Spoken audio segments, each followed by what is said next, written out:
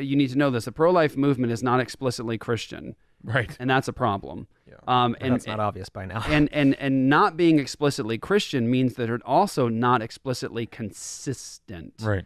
And so there's a problem here that everyone needs to embrace, and this is not to create factions and camps and let's just create a war and another faction here. It's to really address it in terms of consistency. Here's a chance to criminalize abortion and end it in the state of Texas, to actually do what pro-lifers say, I thought, that they want to do, and that's stop abortion. Right.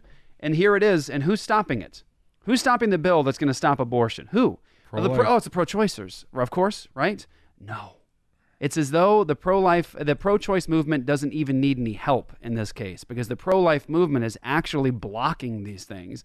And you might think, well, this is an isolated incident, correct? No.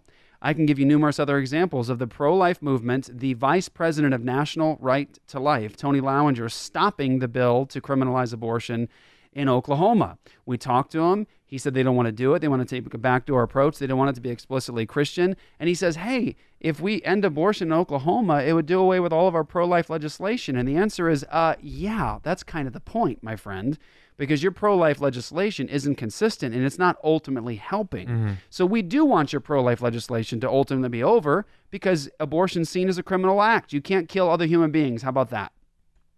Well, we're already not allowed to do that. Well, not in the case of the small human beings that are in the wombs of their mothers. You know, those innocent human beings who have done literally nothing to violate another human being. They haven't done anything in terms of malice. They haven't done anything to actually judicially require that they're executed.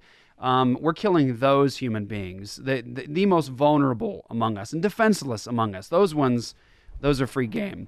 But you need to know that the pro-life movement actually is responsible for actually helping to maintain the order of abortion across our nation. Right. And if you think, Jeff, you're a zealot, or Jeff, you're just a conspiracy theorist, please listen to me. It has to do here not with conspiracy and zeal. It has to do with position. The position of the pro-life movement is we'll protect babies if they survive a botched abortion, and they're human from conception, but we're not really going to work to end this at this point because we have to ultimately wait till Roe v. Wade is overturned. And the problem with that is an area of consistency. Our country wasn't established saying that the Supreme Court can actually give law, that they can actually create and demand that we obey this law. The Supreme Court is not Congress. Congress, according to our Constitution, creates law. The states have the right to resist the tyranny of a higher voice or higher government. And we do it all the time. You ever heard of sanctuary cities? States resist all the time federal law. Or how about marijuana in California, Washington, or Las Vegas, or Colorado, or Arizona? How about the fact that our states already have this bold chest pumping to the federal government in the area of marijuana? Yeah, y'all can smoke up. We'll resist the federal law for that, but not for these babies. Right. Not for these babies. So this is a massive problem, and I want to say this, that we need to confront with love, respect, and humility, but with all boldness and consistency, inconsistent legislators like this. Call them out for what they are, inconsistent. Call out what they're doing as shameful and unjust. Don't tell me you're pro-life because you put in a bill that, you know what, here's the thing. I'll let you guys, please jump in after this. I'll just say this, and I want to say this with as much gentleness as I possibly can.